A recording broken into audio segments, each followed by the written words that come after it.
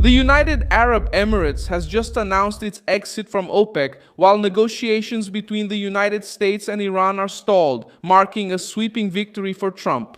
A weaker OPEC gives the United States more room to exert pressure without relying so much on the cartel's decisions. The decision was confirmed this Tuesday, April 28, 2026, and will take effect on May 1. The announcement hits the heart of the oil market at a time when Tehran is under pressure from the American blockade. Hormuz remains on alert, and the White House is demanding a tough agreement on the Iranian nuclear program. I'll tell you all about that in a moment, but right now, you'll want to subscribe to the channel to stay well informed. Real-time updates with the highest journalistic standards you've ever seen. Milson Alves, the benchmark for credibility. The Emirates' departure is not an internal detail of the cartel. It's a major rupture because Abu Dhabi is one of the Gulf's major energy powers and had been seeking more freedom to produce, sell, and define its own strategy. By leaving OPEC and OPEC Plus, the nation is sending a clear message. It doesn't want to be stuck with quotas, slow meetings, and political disputes while the market changes at high speed. The immediate effect favors the United States. Trump has always criticized OPEC for trying to control supply and keep prices high. Now, in the midst of a crisis with Iran, a major producer leaves the group. This reduces the cohesion of the cartel, weakens the image of unity among exporters, and creates room for more oil outside the traditional constraints. For Washington, it's a strategic victory because the bloc that helped rival producers maintain influence has just visibly fractured. For Iran, the blow is even harder. Tehran doesn't control OPEC alone, but it benefited from an environment where major producers acted together to sustain prices and preserve political strength. With the Emirates out, that environment becomes more fragile. Iran is already facing a blockade, difficulty exporting oil, and pressure on its maritime routes. Now it sees the surrounding energy system losing some of the discipline that helped maintain the influence of traditional exporters. Negotiations with the United States are stalled because Trump rejects any move that pushes the nuclear issue to a later date. The White House wants Iran to end uranium enrichment, dismantle sensitive facilities, hand over highly enriched material, cut support to allied armed groups, and guarantee the full opening of the Strait of Hormuz. Without this, Washington believes that Tehran is just buying time. In this scenario, Abu Dhabi's decision becomes more significant. The American blockade against Iran doesn't just affect Tehran, it affects the oil system. The main target is the Iranian regime. But the shock impacts ports, insurance companies, freight, ships, storage tanks, contracts, and political decisions of other nations. When a crisis hits such a sensitive point, each producer starts doing their own calculations. OPEC depends on unity. Without unity, it loses strength. The cartel was created to give producers a collective voice, control supply, and influence prices. But this formula weakens when one of the big names from the Gulf chooses to leave.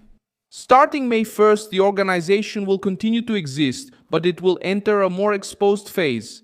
If the Emirates have decided to leave now, other members may also question the cost of staying in the future. Saudi Arabia also feels the impact because Riyadh is the main driving force in OPEC and has always used the group as.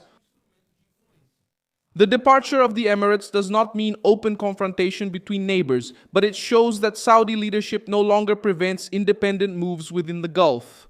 Abu Dhabi decided that being stuck in OPEC could limit its response in a time of crisis. For Trump, the message is clear. Maximum pressure against Iran is starting to produce effects beyond the initial target. The blockade squeezes Tehran, but it also forces the market to reorganize itself. The exit of the Emirates appears as proof that the old system is failing. A weaker OPEC gives the United States more room to apply pressure without relying so much on the cartel's decisions. Hormuz remains the most sensitive point in this dispute. Important volumes of oil, liquefied natural gas, and cargo related to fertilizer production pass through this route. But the main point is not that Iran rules the world. The point is that the brutal blockade by the United States affects such a strategic region that it disrupts the whole system. Iran is the main target and suffers the most.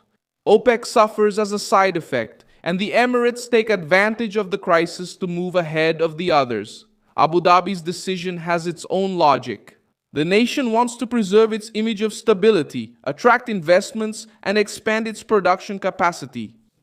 Instead of remaining tied to a cumbersome organization, the Emirates prefer autonomy. In an oil crisis, autonomy means power. Those who can make decisions quickly are able to negotiate better, sell better, and protect themselves better. The exit of the Emirates could increase volatility in the short term because investors start to consider whether there will be competition for market share, more supply in the future, or pressure on prices. But from a geopolitical point of view, the move weakens Iran more than the United States. Washington gets a less powerful cartel. Tehran loses part of the environment that helped exporters under pressure to hold out for longer. The American blockade against Iranian oil already puts Tehran in a difficult situation. If the oil doesn't get out, the tanks fill up. If the tanks fill up, production needs to drop. And if oil fields are shut down abruptly, restarting them can be expensive and slow. This is the real squeeze. It's not just a war of words. It's pressure on revenue, logistics, and industrial capacity. With OPEC weaker, it's harder to maintain a coordinated front among producers. With Abu Dhabi free to act, the possibility of more supply outside the quotas increases. With Trump maintaining tough demands, Tehran loses time and room to maneuver. The message is simple. The American blockade isn't just stopping ships, it's affecting the calculations of the major producers. Even so, this time, a victory for Trump has side effects. The global energy system doesn't like disruption. When a Gulf power leaves OPEC in the middle of stalled negotiations and a blockade against Iran, the market gets nervous. Price, maritime insurance, freight, and confidence can fluctuate. The United States needs to manage this risk, especially because any prolonged increase in fuel prices can weigh on consumers and businesses. But the direct comparison remains favorable to Washington. The United States does not depend on OPEC as much as before and has strong domestic production. Iran depends much more on its oil revenue and the political influence of traditional exporters. That's why the departure of the Emirates hurts more in Tehran. It reduces the cartel's indirect protection, increases economic isolation, and reinforces the perception that time is running against the regime. For Iran, this next phase could be tougher. Without such a strong OPEC, with the United States applying pressure and the Emirates seeking autonomy, Tehran has less room to rely on the old oil system. Trump wins because he sees two fronts advancing at the same time. On one hand, he maintains the blockade and demands nuclear concessions. On the other hand, he watches OPEC lose strength without needing to launch a new direct measure against the cartel. The victory is not just about pressuring Iran. It's about seeing the environment around Tehran start to unravel. In the end, the reversal is clear. The United Arab Emirates leaves OPEC. This counts as a victory for Trump. Abu Dhabi gains freedom, OPEC loses strength, and Iran sees the buffer it still had in the oil market shrink. Like this video, subscribe to the channel, and at the end, check out the comments so you can be even more engaged with the Milson Alves community. Next,